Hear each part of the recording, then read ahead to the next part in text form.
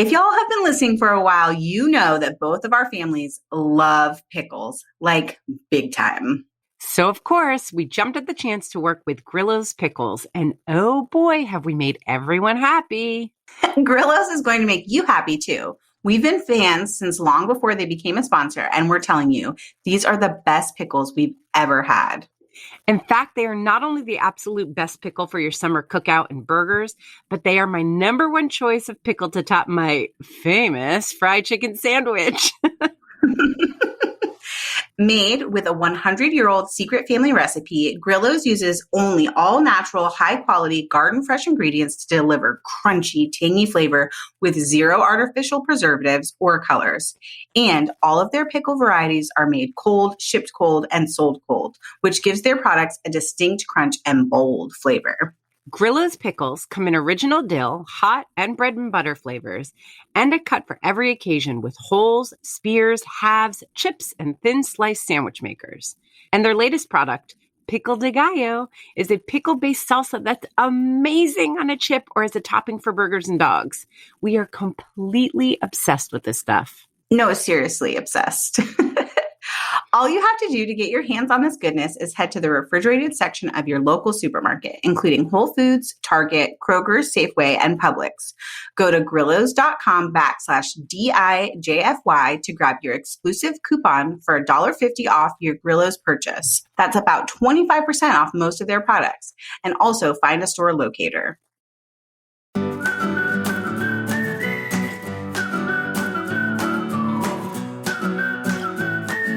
It's an 80-20 mix, which I think we can just say right off the bat is, I think, a good, accessible burger mix. That's how you get a juicy burger. 80-20, people.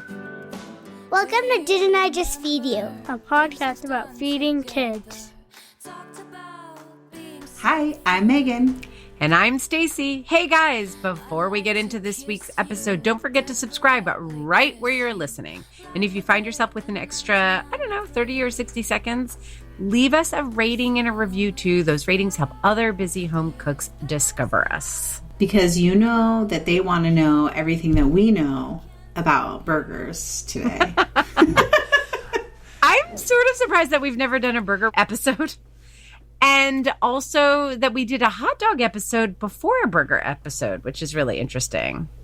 I think that's the power of Billis. You were like, is it? Because I was like, hot dogs. You love hot dogs. I don't think it's just the power of me. I'm going to be honest with you. No. I think it's like my desire for a little bit of like juice and drama. Like we both agree on burgers. Hot dogs, I'm like, oh, let's have a hot debate. Yeah, I do think it's gonna be a little bit like the chicken nugget episode because we were both like, yes, absolutely, we should do that. And then I think it was surprising that I was kind of like, yes, you should make homemade and have frozen store-bought. And you were like, I would never buy store-bought ever, like when you can just make them at home. So it was really fun. I'm curious, do you buy pre-made burgers in any form? Frozen, pre-shaped? Pre-shaped, definitely. Okay, what 100%. Like fresh, frozen? What's your... fresh. In New York, we have Fresh Direct. That's like our main grocery delivery service. And Fresh Direct has a deal with old school butchery, Pat LaFrida, or meat sourcing company. I don't know, Pat LaFrida Meats. Okay. And they make delicious burgers and burger blends. So you can buy their burger blends, in bulk, or they have pre-made patties. So I'm spoiled. It's easy to get really delicious, high quality, tasty beef that's pre-made. But yeah, like anything, like if I'm on vacation, like a vacation rental or something, I feel a little weird about buying ground meat at the supermarket. Just over the years, it seems like whenever there's like a major meat recall, I feel like it is like bulk hamburger meat. Yeah, that tends to be the thing because it just requires a lot more processing. But I mean, we all do our best. And if that's what's around, that's what's around. I grab it. So yeah, I've never purchased pre-cooked or frozen patties. Never? No, but I mean, like from what I understand from you and other people, like Costco and like a lot of those big box stores, are a primary source for that. And I suppose if I had a Costco membership, I can imagine buying them frozen, because that amount you can't use up as much. I also don't have a ton of freezer room, which is fair. Yeah, so I'm not like stocking burgers for the summer. I'm not really stocking much of anything like for long term, because I have limited freezer space and our dog food. So Ziggy's food pretty much takes up half of our freezer. So yeah, like I much rather stock my freezer with ice cream in the summer. Fair. Yeah. That's really fair. So there you go. What about you? I think that I tend to default to homemade patties all the time. I'm so curious to know what's in the burger blend that comes from Fresh Direct. Like, I can tell you. So there's a couple of different ones. It's an 80-20 mix, which I think we can just say right off the bat is I think like a good, accessible burger mix. That's how you get a juicy burger. 80-20, people. Because you need the fat in there to make it juicy. Whether you're grilling it or pan frying it, doesn't matter. But I have a hack that's on Kitchen, which is putting frozen grated butter in with your ground beef. So like if you can't find 80-20, you can enhance it with We've butter. Talked about that before. Yes. Butter burgers for life. I love them so much. But occasionally, just like you, I will buy preformed patties like when I'm at a vacation rental, or I do love the like Costco frozen ones. And I think we don't have our garage freezer anymore like we had when we lived in Boise. So I haven't figured out like the logistics of that. But I think that having frozen burger patties kind of like aligns with my other goals for being in Tennessee, which is like hosting our family a lot and being able to feed everyone sort of like spontaneously and on the fly. So I may be relying on frozen burger patties more this summer than ever before. Okay, I want to just quickly follow up before you go on. Okay. So the Pat LaFrida, their original burger blend is a combination of chuck brisket and short rib. Yum. It's so good. And then they also have a brisket burger blend made from whole briskets, chuck and shoulder of Black Angus beef. But those are about the same price. And then they also have a short rib burger blend that I'm going to pull up just so we know. Because these, I don't know, to me, I consider these gourmet burgers, and I for think, sure. Honestly, what you're pointing to is a tip that even if you're not using Fresh Direct, that you could use in a grocery store, which is to buy a variety of ground meats and mix them together, or shop at a local butcher shop and have them make a blend for you. So the short rib one is short rib, brisket, and chuck. So just wanted to get all those out because I think those are all really great cuts. And I think that they can be mixed and matched in a lot of different ways. So if you just like pick two to get a nice variety, especially if you're going to a butcher who can help you, just say like, I was thinking, I don't know, like short rib and brisket. I'd like it to be like approximately 80-20. They'll put something together for you and it really will elevate the flavor of your burger. Yeah. And also that's a great tip for making a bunch of burgers be less expensive. Like you can do a mix of like something like a short rib that maybe is a little more expensive and something like a shoulder that is a lot less expensive, and get like all the flavor from the short rib in a very like small amount and then bulk up the burgers with something less expensive. But I think we should also, while we're talking about meat, acknowledge that one, we have listeners who are not eating meat. So if I'm buying Impossible meat, I'm probably buying the pre-made patties of those. And I definitely rely on frozen veggie burgers. Oh, so it's funny because I pulled up a bunch of veggie burger recipes. Did you? Yeah, because I think that I'm thinking about it because I'm also meal planning a little ahead. My best friend is visiting from LA in a couple of weeks and she's a vegetarian. So it's always really fun to make like an entire week of like vegetarian food completely, like even when we're eating out.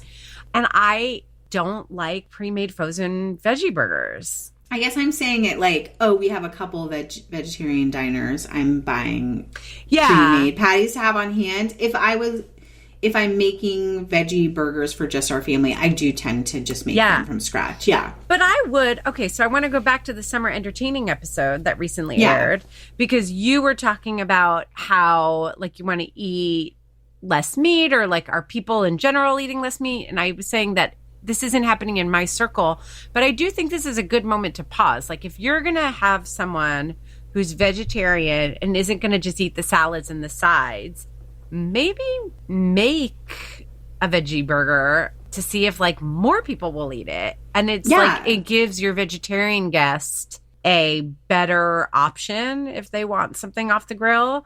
And then it kind of, you know, introduces the rest of your eaters to veggie burgers that are actually good and not frozen. But I don't know. Just a thought. Like, I don't know that everyone's open to that. But I do think that it's fun to kind of experiment with veggie burgers. So what recipes did you pull up is what I want to know. We have to talk about chicken burger. We like have to. It has to be a whole segment here. But can we talk about what veggie burgers you pulled up and like what are you looking for in a veggie burger? That's great. So I'm going to just admit like right off the bat that I haven't cooked these. These are not like recipes that are tried and true, but I'm going to pull them up because I have them bookmarked for my friend Sarah. I can't wait to see. Okay. So in general, I really do like mushrooms and black beans in my burgers because I think they have nice umami taste. And I think both are really helpful in creating a texture that I like. Do you know how some frozen veggie burgers have like oats in them? Yeah. I'm not down with that. I think they have to be it has to be like oat flour or they have to be hydrated and cooked in some way if they're going to be included. Yeah, sometimes it's like not, I don't know. No, it just like really doesn't work with me. I like looking for a recipe that makes good use of aromatics. Like I know it's easy to just put a whole bunch of ingredients and like mash it up and be like, great, it's a veggie burger. But like building flavor, you know, you're not going to get the same flavor as meat, but you do want a depth of flavor from your burger, especially if it's a meatless burger. So sauteing onions and garlic as a first step and layering the flavoring in is something that I think is really important to look for. Binders, I think it's important to look for. Your veggie burger is mostly breadcrumbs. Like that's a little bit weird, although breadcrumbs I do think are good and really useful in some amount. But like, I don't know, I've seen ones that have like crushed crackers, you know, that can give you a little extra flavor. Maybe if it seems like it's using too much breadcrumbs, you can look for flours instead. And then like you were saying, oat flour, almond flour can add another level of subtle flavor as long as it's not too much. You shouldn't need too much of just like a generic binder, in my opinion. I think there's something that you're hitting on here, which is really important for me in veggie burgers, which is the binder and whether you're like cooking aromatics and maybe even drying the beans if you're using a bean like canned beans, kind of like driving off some of the moisture, is this idea of like the texture. I do not enjoy a veggie burger that's basically like crispy on the outside and creamy on the inside. Like I don't think that is replacing a burger. I love the idea of including something like mushrooms where you're getting like a little bit of chew. Some really great like black bean burger recipes I love have you basically dry out the beans in the oven or in a pan first, which makes them a little bit chewy, and so then when you process them, it has like some texture to it. I also think not just like throwing everything into the food processor and going until it's like mush is another secret. Like maybe you do the base and then you just put in the beans and pulse 2 or 3 times so you get like a good, almost like a fritter texture, really. Totally. Yeah. And grating veggies like carrots and zucchini to put in there also help with that sort of like it has more chew to it and more texture to it. And some moisture that's going to help pull all the ingredients together and hold it, which makes me think of things like using a little bit of ketchup too, or barbecue sauce, like just a couple of tablespoons that also that like wetness that like helps adhere everything together, but also adds flavor. Both ketchup and barbecue sauce have a saltiness, a sweetness, and like a vinegary tang to them that just, again, like we're talking about layering flavors. You don't want any of that to be too pronounced on its own. But as you start to build in that flavor, it's really delicious. I also just, we could probably, it sounds like we could go on and on about veggie burgers. Who knew? Episode about veggie burgers. Who knew? Veggie patties. Yeah. But I want to talk about nuts as well. So I'm not a huge fan of walnuts, but I feel like walnuts are a really nice veggie burger ingredient. They have like the right flavor profile for me. And grinding them up, and that also adds a little bit of texture and a whole other layer of flavor, like earthy umami flavor. Yeah, that makes me think of Minimalist Baker for some reason. I feel like maybe her veggie patty has like lentils and walnuts in it. Yeah, that sounds right. And I think that that there's something there too. We talked about this in an episode where it's like about how to find the best recipes. Is like, I wouldn't go to the beef I don't know. Who's a beef food blogger? The beefblogger.com. And try to find a vegetarian burger from them. No. But I would go to someone like Minimalist Baker. People are really excited about Jenny Rosenstrach's The Weeknight Vegetarians and her veggie burger, which is on Kitchen right now. So we will link to that. Like, apparently it's a great one. I have not tried it yet. Awesome. I'll link it to you too for your endeavors. Yes, for my endeavors. And I just want to say also just like grilling vegetables and putting it between a bun. I know like that's not a kid favorite, but like, a mushroom is the go-to obvious one, but like grilling eggplant steaks and melting mozzarella on it, putting a little marinara sauce instead of ketchup.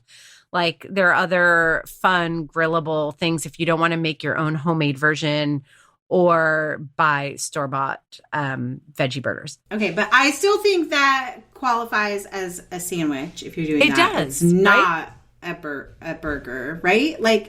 Yes, I think that's a great idea. I'm not trying to diss your idea, but we also need to talk about chicken burgers. Okay, we do, but wait real quick because we just like wrote off store-bought veggie burgers, which I don't want to do because they are useful. No, I like. Do you have a favorite? Have them on hand. Yeah, tell us what your favorites are. I'm just gonna totally blank on the brand. Can I take a picture and put it in show notes? Yes, that's perfect. Yes. Okay. Perfect. Okay, chicken burgers. Chicken burgers. I don't know what to say about it except that and turkey burgers, except that I just wrote a whole book on chicken, but I don't know what to tell you about because it gets overwhelming. Burgers. I'm like, where do I start? And I'm trying to just like does the type point. Of ground chicken matter? I think, you want to use dark meat. Like that's the whole thing. Chicken and turkey are lean, chicken especially. So dark meat or a combination of dark and light if you really want to keep it lower fat, which I mentioned because I think a lot of people who default to chicken and turkey burgers are doing it for health reasons. Mm-hmm. But I just would like to say that it doesn't have to just be for health reasons. It can be for flavor reasons. Yeah. Yeah. I do think affordability.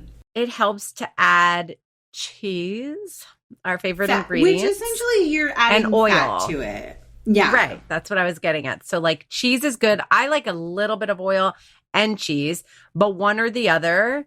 I've never tried butter in a chicken burger, which you got me thinking about when you said a butter beef burger. That's interesting. Maybe I can experiment with that. Like if you can only find lean chicken, white meat, ground chicken. So that's an idea. But I think that also people tend to pack their chicken and turkey burgers with like tons of flavoring because they think of chicken and turkey as being like very simple blank canvas that can be very bland. Which isn't that so interesting? We think beef is like so flavorful, but like a lot of times supermarket beef is not so much. Totally. And also, by the way, a lot of times when you add a ton of stuff to your chicken burger, you're not really going to taste it. Like it gets, the flavor gets dulled and like, tamped down through the cooking process. So like really be mindful because you're just kind of wasting ingredients. Like I tested so many chicken burgers and one I was like tomatoes and salsa and spices and fat, so that you get a good texture and some good basic flavoring in your burger, like salt and any other spices. Because again, you want to think about layering the flavor. And then really think about how you top your chicken burger. Like you want the burger itself to be simple, flavorful, and good texture and juicy. And then put the stuff on top. Like if it's a Southwest, like put the salsa on top. Don't put the salsa in the meat. Okay, we have to talk about toppings, but I think we have to talk about cooking. Do you feel like there's difference in cooking turkey or chicken burgers? No, I love a flat beef burger. Like I love a smash burger, and even on the grill, and I know we're going to talk about this, on the grill, I am becoming a quick convert to cooking in a pan on the grill and not just on the open flames, because I like a nice juicy smash burger with a like full crust across the whole like surface of both sides of my burger. I do think that with turkey and chicken burgers, you want it a little bit thicker. Like a smashed chicken burger is just not as satisfying. So making it a little bit thicker, a little bit more of like a traditional burger that's nice and flavored with lots of creative toppings, I think is the way to go, in a grill or on a pan. I think it works either way. I do like the flame directly on a chicken or turkey burger because, again, that's another layer of flavor. It has less natural fat in it. And so like that flame broiled, flavor is really an important layer. Whereas with a beef burger, it's really about that juicy fat beef goodness.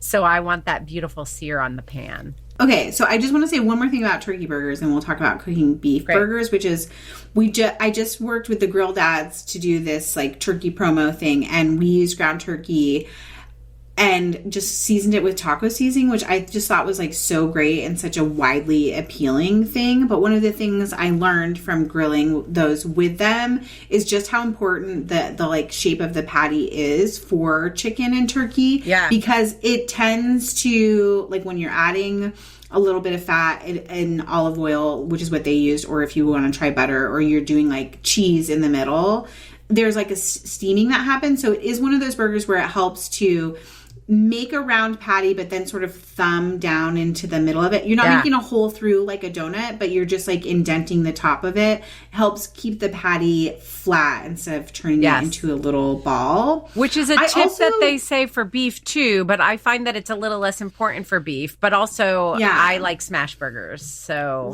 so then you're not even having to deal with that because you're like smashing the patty as it goes into the pan, and the steam is getting pushed out the sides. I love a smash burger, and I love cooking burgers on cast iron, whether it's inside or on the grill. I was just going to say really quick though on the indent, because you're moving into beef. I still, if I'm making a thicker burger, let's say like that's something somebody wants, I still do the indent on the beef burger as well. Like I do it for any thicker burger. I don't think of it as being specific to chicken and turkey.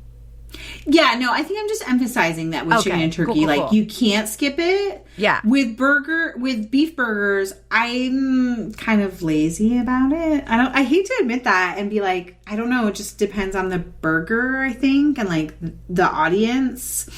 I think if you're doing a somewhat thin patty already, even if you're not smashing it, like I would not worry about with a pre-made patty trying to indent it. I don't think it's going to improve the texture. Yes, totally. But if you're shaping them at home and you're not feeling very confident about your shaping, I think the indent is great. A hack that I love is, like deli soup container lids. Yeah. They're like thin, but they have a little ridge around them. 2 of them will and you like press them down as a press on your raw beef, will make perfectly shaped patties that don't need the thumb indent. They won't bulb up while you're cooking them. Because the way the 2 ridges meet creates just the perfect space. Yes, and it's like the perfect thin. It is relatively thin. It's not like that thick. So not those like monstrous burgers where it's like an inch thick patty, like you're making a quarter pounder. Not those burgers, but it makes it like thin, sort of like a fast food hamburger. Yummy. Without as much effort and without smashing. Before we dig into more, let's take a quick minute to hear from our sponsors. Megan, remember this winter when I was all about enlightened ice cream bars and desserts, like their single-serve cheesecakes? How could I forget when I was all about them too? Well, as much as I still love those, I am declaring it the summer of sundaes, as in ice cream sundaes. This season, I am all about grabbing pints of delicious creamy ice cream so that I can make all kinds of dreamy, ice creamy sundaes. I am so here for this, and there are so many enlightened pint flavors that are perfect for whipping up other ice cream desserts, from homemade ice cream cakes to shakes and floats. Yes, all of the above. I have been digging into their light ice cream, which comes in classic flavors like vanilla bean and mint chip, as well as impossibly indulgent flavors that pack in loads of mix-ins and swirls, like brownies and cookie dough and caramel fudge pretzel. And you know, they offer a similar range of deliciousness in keto and dairy-free options too. You know what I'm about to add, Phyllis. As much as I appreciate options that make it easy for anyone eating any diet to enjoy quality ice cream, I am just here for the taste. And when it comes to pints, scoopability. And Enlightened never, ever disappoints. I couldn't agree more. And they deliver their feel-good frozen desserts straight to your door. Doesn't get any better than that. The summer of sundaes is on. Find out more about Enlightened and where to find them in your local grocery store by visiting eatenlightened.com/DIJFY.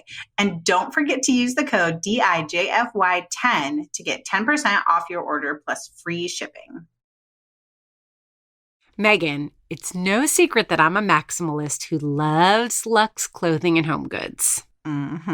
It's also no secret that I'm a minimalist who also loves investing in a handful of small luxe things that will last and service for a long time, especially for my home. And we both love a good deal, which is why we've both become obsessed with Quince, a one-stop shop for curated luxury goods shipped direct from the world's best specialty factories. Quince partners with factories that produce well-known luxury brands and that demonstrate a commitment to high production standards, fair wages, safety, and sustainability. They also focus on essential products with low design costs. Think cashmere crews, super soft fleece pants, and the down comforters and hotel quality sheets that I'm stocking up on for the new house. Yay, new house! I'm so into those cashmere crews, though, because back to some clothing. And they are only $50.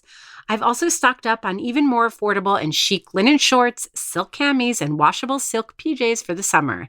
And all of it ships direct from factories straight to us. No middle person and no upcharge. Altogether, that's how Quince is able to keep prices up to 50 to 80% lower than other brands. Real Simple, In Style, Fast Company, Refinery 29, and Fortune all agree with us. Quince is a game changer. And if you give them a try and disagree, Quince will give you a full refund. So treat yourself today. Get free shipping and 365-day free returns at onequince.com/DIJFY.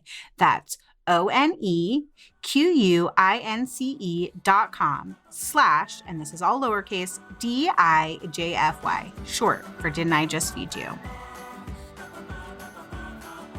I'd love for you to walk us through your smash burger, like how you like to do it. Do you have a special tool or do you just use a spatula? No, I don't. But I've been thinking about getting one because doing it on the cast iron on the grill is new to me. I usually do it in the house, but I like it on the grill because, I don't know, it feels more exciting and less messy. Like instead of splatter. So I've been looking at those cast iron little round like smashers. Yeah. But I'm like, I do not need another tool. But I will say, he says the maximalist, it is actually helpful because it's heavier. Like with a spatula, you don't get a whole lot of like precision. You know what I mean? Because the smash comes from my arm and my angle and like how strongly I press down on it. And it's not a direct press. It's right. Like at an angle almost. Right. As opposed to like a tool where you have a handle on top and it's heavy and it does the work for you.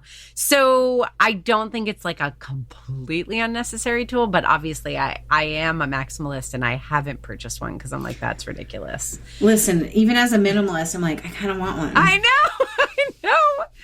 Doesn't it look so satisfying? It does. And like, we really do love a burger at home. So I feel like anything that would make a burger at home better, I'm willing to invest in. And it makes me wonder if you had a tool like that, would it be easier to do like alternative burgers in a smash style that would get them really crispy? Yeah, that's really interesting. Yeah. Let's try now we need to get the tool. I guess we have to buy one. I guess we have to expense it to Didn't I Just Feed You? Guess we have to do it. So that you can know. We'll drop the exclusive info in our listeners community. Okay. So this is I feel like this is the most fun part. What do you like to eat on your burger? Let's talk beef burger. Okay. Like, it's just, you could choose any topping. You're like a Five Guys. They have all the toppings. What's your go-to? This is very pressureful, but I do want to say, that I'll tell you why it's pressureful. But first I want to say to salt your beef very heavily because that is almost like a topping. Like that is. It helps get that like crust on it. Yes. Right? So before you throw it on the heat, salt it. Then you throw it on, sears, you press it down, flip. Okay. A buttered bun. I know that's not a topping. But I'll count it. Lightly toasted because I like potato rolls and I like them to be soft. I don't like the outside of my potato roll to feel like it's been toasted. Okay. That should be soft, but I need to like warm it so that it isn't like refrigerator cold. And I need to be able to smear a little thin bit of butter on it, pat of butter, and have that melt. So it's like in the toaster or on the grill for like just a few, just like a minute or so. Warm it, melt the butter on it. And then I'm classic. And that's why I feel pressure because I'm like, am I supposed to come up with something super creative? I raw white onion, thinly sliced, tomato, pickle, lettuce, iceberg. Thank you. Shredded or pieces? Okay, so it really depends. On my fried chicken sandwich, it's only shredded. If you have a nice, crisp piece of iceberg, I will accept a leaf of it. And then ketchup and mayo. But just a single leaf. Okay. Just a single leaf. No special sauce. No special sauce. Ketchup and mayonnaise. Okay. How about you? I feel like we're aligned on the bun. Like, I do think how the bun is prepared is actually really important. Yes. And I always feel like it's weird because I'll be like, oh my God, I forgot cheese. Toasted? I talked right over you, but I needed to say that. Emergency. Cut her off. I need everybody to know that there's also cheese. American. Okay, go ahead. So we're aligned on the bun. We're aligned on the bun. We are also aligned on cheese, although I might go cheddar over American. Okay. I think if you're a person who does not care about your bun toasted, that there's like, you have some childhood trauma. I don't know. You need to work through. You need some therapy. You're just wrong. Work it out. You're wrong. Oh my God. Okay. Hilarious. But I would swap the butter for a thin layer of mayo. How thin? On both buns. Like it's not even a teaspoon for the two buns. Okay. But I like that. And what you're talking about is actually brilliant.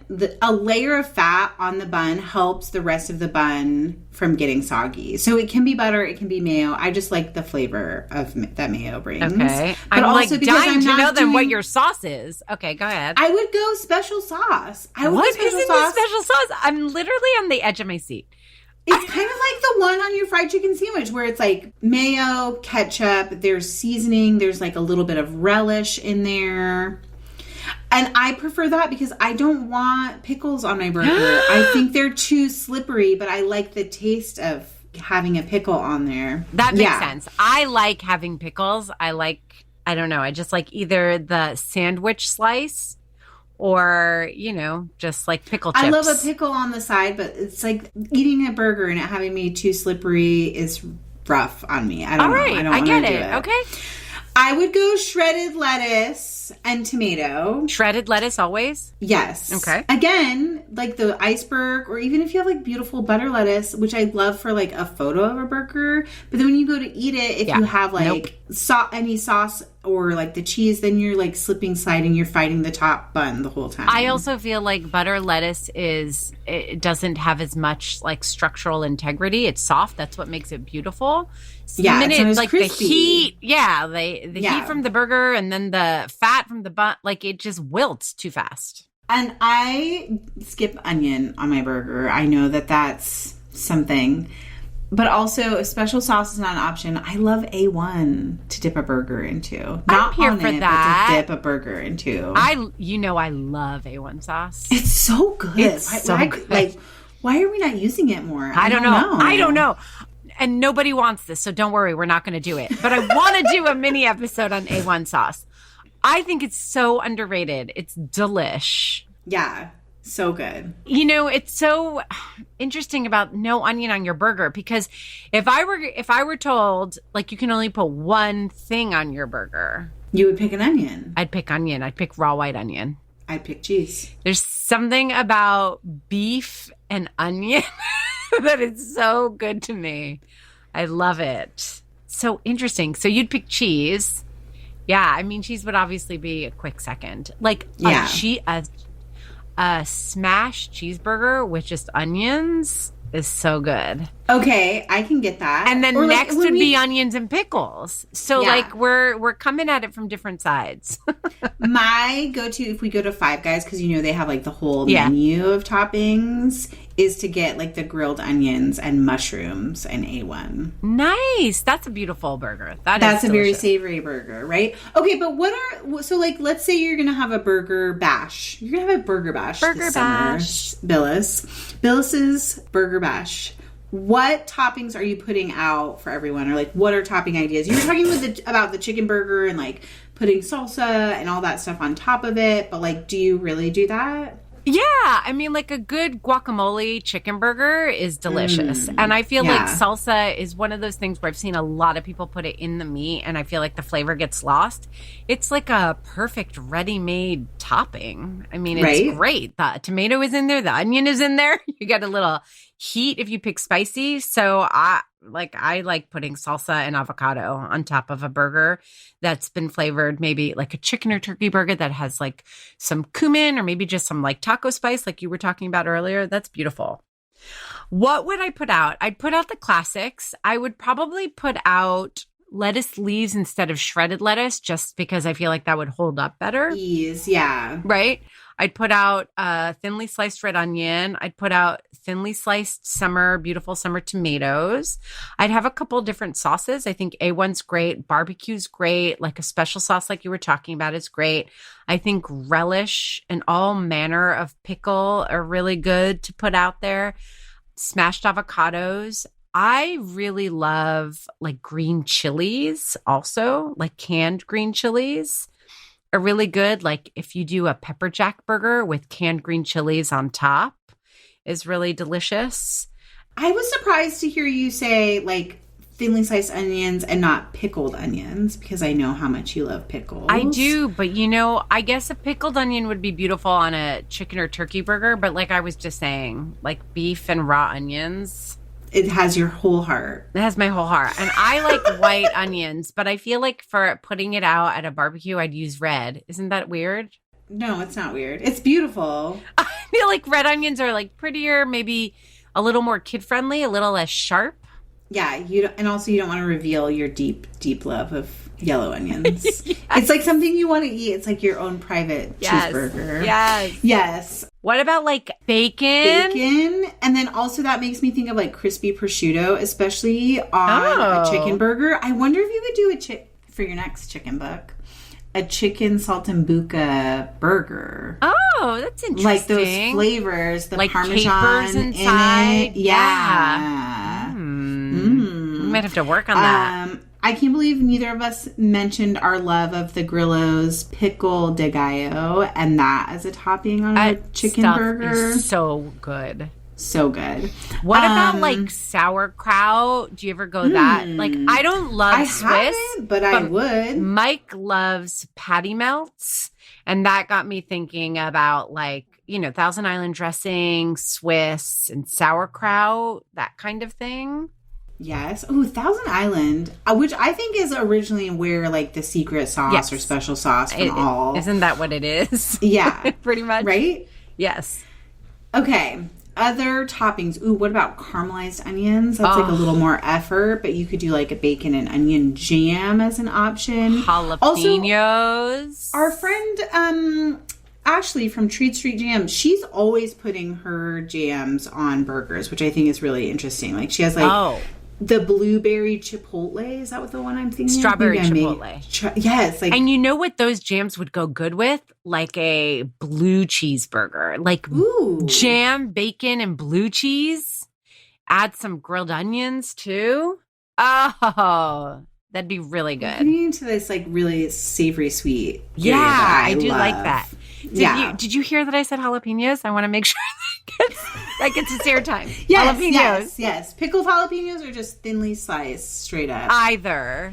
Depends on the burger, right? I think that's fair. What about slaw? You love a good bagged slaw. Do you ever put that on burgers? I haven't yet, but like thinking about that broccoli slaw on like a chicken burger would be so good. Yum. I guess I just think of slaw as like going on barbecue sandwiches. Yeah, so that's me where too. my default is. But like Totally. you could take all the flavors of a barbecue sandwich, like get a smoky barbecue sauce and put that on your chicken burger and then do a slaw, and that would be so good. And also slaw is nice because it's kind of like a vehicle. It's somewhere between lettuce and sauces. Like it gets that crispy crunchy. Yeah. If you're doing like thinly shredded cabbage and then whatever creamy sauce on it. So like you can't lose. Can you put other salads on top of burgers? I don't know. Now I want to know. I made a warm mushroom spinach salad the other night. And so we were talking about mushrooms for veggie burgers, but sauteed mushrooms on top of a regular burger are delicious too. So good. Weirdly, that made me think of dips. Like, can you put hummus underneath a chicken burger? Could you said guac earlier? Yeah. Pimento cheese on a burger? Oh, yeah. Screaming. Love it. Good call. That's a really good one. Okay, where else were you going? I have a wild thing. I was thinking about like, what can I just throw on the grill? Because it's fun to throw things on the grill along with the burgers and then put them together. What about a pork burger with like a soy sauce, like base seasoning, right? Maybe a little like rice wine vinegar, a little soy sauce, maybe some scallions, and then top it with grilled pineapple. Ooh, I do. Is that love weird? Grilled pineapple, especially if you can get it spicy. Yeah. Like spicy grilled pineapple. One on of a burger Ashley's jams are like a spicy jam, like a red pepper jam, glazed pineapple, grilled pineapple round on a pork burger. I'm into it. Okay. We just made that happen. Let's do it. What time should we be over for Doris's Burger Bash? Well, okay, can we talk about something else? Cheese in the center of a burger. Yay or nay? A Juicy Lucy. I've never. And I don't like the idea. Does that say where I'm at? I feel like it's too much effort for very little satisfaction. Like, also, if you like to cut your burger in half, which sometimes I do depending on the number of toppings, just to make it more accessible, I like having that like corner. Clearly, I have some neuroses around eating a burger and it not falling apart. Yeah. But yes, you're really into I feel like if you together. cut into a Juicy Lucy burger, all the cheese just oozes out and you lose all the cheese. So like, why? And also, it kind of reminds me of something the grill dad said about grill marks. Is that like it looks sexy, right? And so does a Juicy Lucy. Like, who doesn't want cheese oozing out of their burger? Except you really don't. Like, it's visually appealing, but actually, you don't want the grill to just hit in these marks a lot. You want the grill and the heat to cook across the whole surface. So that's why grill marks are BS. And I'm saying, if you're going to put cheese in your burger, I want cheese throughout my entire burger. Putting it just in the middle is BS. Like, I'd rather use like quality shredded cheddar in my burger blend than just sticking a chunk in the middle. Which I think that's a really great tip and is essentially what a butter burger is doing without adding cheese to it. So like grate some cheese and work it into your meat mixture and then shape your patties. Have you ever made like a quote unquote Greek burger? That's another good thing to do with like chicken or turkey. And I've never done this, but maybe even like salmon. Okay. Right? Where you're just like dill or oregano, salt and pepper, and then using tzatziki as the spread. and thinly sliced tomato, cucumber, lettuce, that kind of thing. I've done it with poultry before, but I don't know, salmon burgers maybe. That could be a nice way to flavor them. Are we going to see it on your Instagram, on Didn't I Just Feed You's Instagram, or on our secret Feed Me Fam Finsta? Here's the crazy thing about burgers and why I felt like there was pressure when you were like, what do you want on it? And I was like, I don't know. I just like the basics. I'll tell you why. Because every single time I cook a burger, I love a classic burger so much that I find it very hard to cook variations because I'm like, or even order. Like when I go to Shake Shack, I'm always tempted. I'm like, oh, should I get the, I'm eating this and this is so delicious. And really, I just want my classic. The classic. Every time. Like I do not get tired of it. Like that's all I want to eat. Do you think that's exclusive to burgers, or are there a few other things where it's like, this is just the way I like it, and I've learned this about myself, and so I'm just not going to venture outside of that? Pizza. Pepperoni pizza. Unless I'm going to like a fancy pizza place. Do you know like what I mean? Like a wood-fired pizza where you can get like fun toppings. Exactly. Yeah. But like if you're just going to a pizzeria and grabbing a slice. Anything I do that isn't just a pepperoni slice, I'm like, I should have just gotten my pepperoni slice. That's what I like. And it's funny because I'm not very like this. Like I don't love going to the same restaurant over and over or you're ordering very adventurous. the same. It's the maximalist thing. Like you never want to miss out on things. Yes. But my burger and my pepperoni slice. That's what I like. Okay, I think these are threads in our listeners' community. I want to know what everyone wants on their burger. And like, do you just fly by the seat of your pants? Is it different every time, or do you have a go-to, like definitive? Mine, I think, is dependent on location too. Like, talk to us a little bit about like that. I said about the Five Guys. At Five Guys, I always get the like grilled onions A1 situation. Yes. But at home, I tend to default to like classic. Like I want the special sauce. I want the shredded lettuce, the cheddar cheese. All right. I want to get fancy with it. Well, you know what I'm going to say. I'm going to say think so. that I want to hear from our listeners. Mm-hmm. So you guys, if you haven't already, please join our community by visiting didn'tijustfeedyou.com/community. We offer a free listeners group. We also offer a supporting membership that comes with crazy, delicious, juicy perks that you want, including 2 exclusive mini episodes every month, live events, a lifetime access to this private Instagram feed we keep talking about, and more. Speaking of Instagram, you can find us on our regular feed as @Didn't I Just Feed You. You can also subscribe to our newsletter there or from our site, didn'tijustfeedyou.com. And of course, don't forget to subscribe to Didn't I Just Feed You wherever you get your podcasts so that you don't miss a single episode. Our music is Good Old Times by Alex Cohen, provided by Jim Endo. A humongous thank you to our editor, Samantha Gatzik. I'm Stacy. And I'm Megan. Stay sane and well-fed until next week. Don't forget to subscribe, rate, and review.